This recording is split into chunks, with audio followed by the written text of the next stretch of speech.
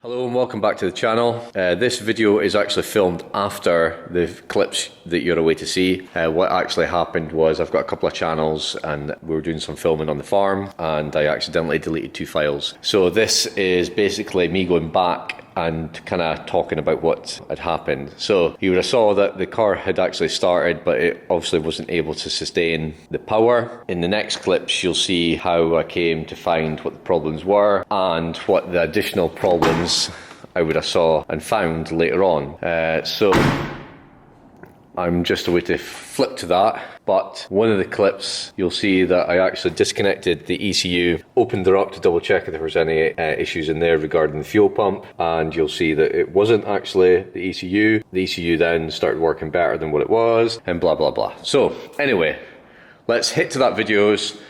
I've just disconnected the ECU and I've sprayed some contact cleaner on the pins of both sets, so I'm just waiting for that to dry. While that's done, I've just pulled out the temperature sensor for the intake and I'm just waiting to install the new one. Once that's done, I'll reconnect everything and see if I can get signal of the fuel pump back on the gauge. I really don't know what's happened. It's not showing any level sensors. I've checked the fuse, number 16. Yeah, it's there. I'll check the earth one more time and I'll have a go. And then I really don't know what to do again, to be honest. I thought we were making headway with the engine starting, but obviously with it conking out, I'm just at the end of my tether, to be honest, and to the point where I might just scrap it.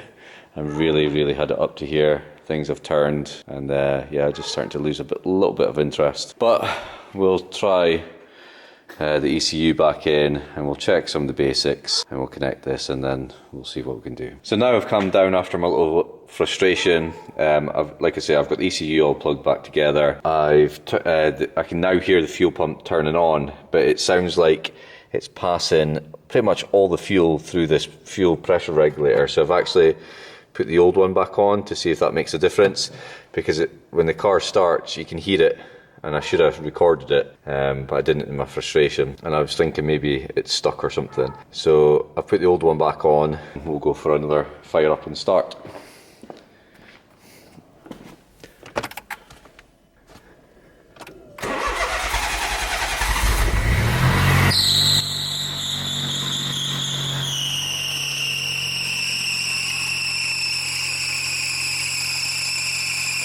Healthy at all, does it?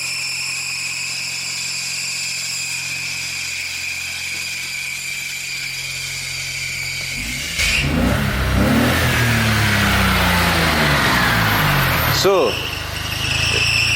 it was a fuel pressure regulator. I don't know what that is. I'm going to turn this all off just in case there's something wrong. This belt sounds like it's slipping, does it? So it's the alternator belt that's slipping. It's absolutely roasting.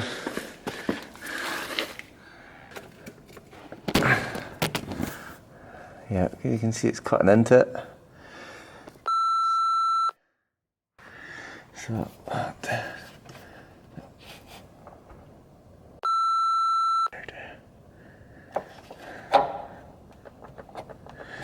oh, you B-word. You're kidding me. Look at the play on that.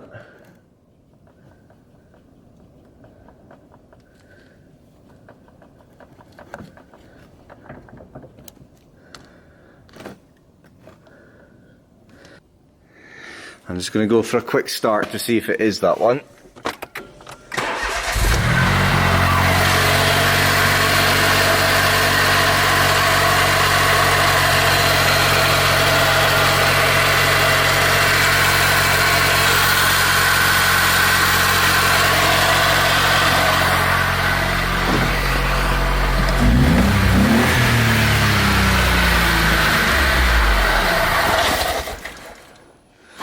Well, it seems to be spinning.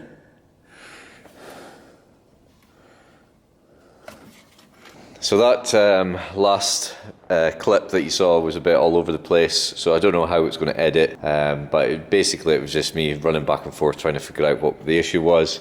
Obviously we found that we had some contact issues with the ECU, which was cleaned up with the electrical contact cleaner. So that allowed the fuel pump to work and also give a display on the gauge, which is there. Once the fuel pump started going, I could hear that the fuel pressure regulator was passing. I did swap it for a 4-bar one, but it was obviously faulty, so we've put the original one back in.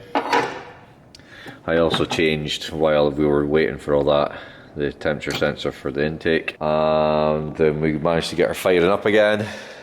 I think the water pump was actually seized because you could see smoke coming from this belt, and it was absolutely roasting, the one from the alternator that goes to that. And when I was checking that, I noticed that there was some play on the bearing of the pulley on the water pump.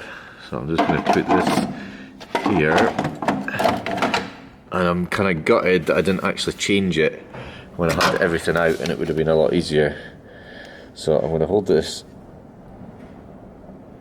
You can see the flex there. So I have actually been into the house and ordered another one. It will be here in 3-4 days. We'll get that done, and when that arrives, we'll do the water pump. We'll reconnect all the coolant hoses even, get the air conditioning pipes on. Then that should be that, and we'll be able to lift the engine back into its proper location. Also, I need to put in the airbox. We still need to tie up some cabling up there, but at least the engine is running and it seems to be taking over reasonably well. And in fact, we'll see if we can actually get it to start just now.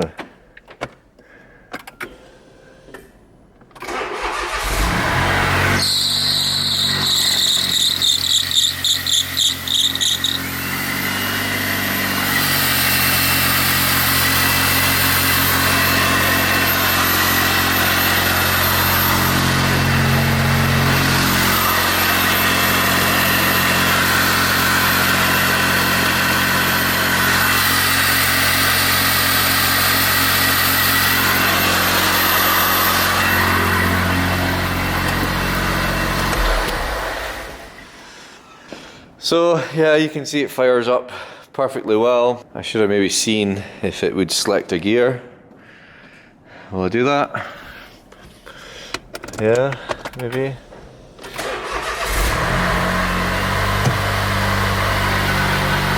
Oh no.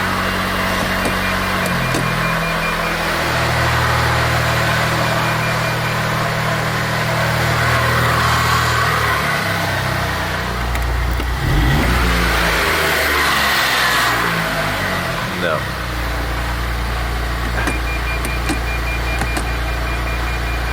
It appears to be beeping, so it's not selecting a gear.